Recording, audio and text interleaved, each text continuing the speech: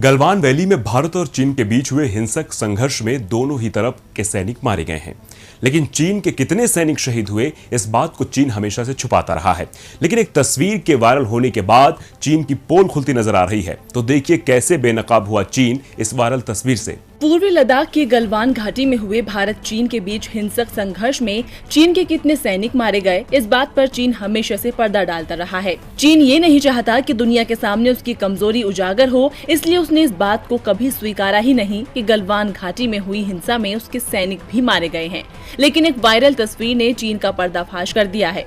Twitter पर मौजूद चीनी मामलों के एक्सपर्ट एम टेलर फ्रेवेल ने दावा किया है कि चीन की माइक्रो ब्लॉगिंग साइट वाइबो पर एक तस्वीर वायरल हो रही है, जो कि गलवान में शहीद हुए एक सैनिक की कब्र की बताई जा रही है।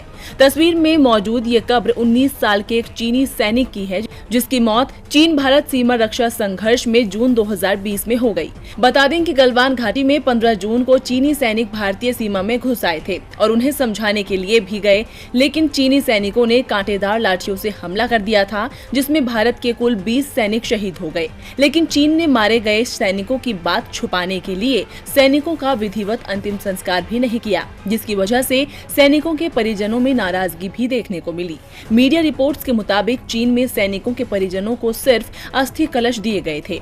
इसके अलावा सार्वजनिक शोक सभा न करने और न दफनाने की भी हिदायत दी गई थी।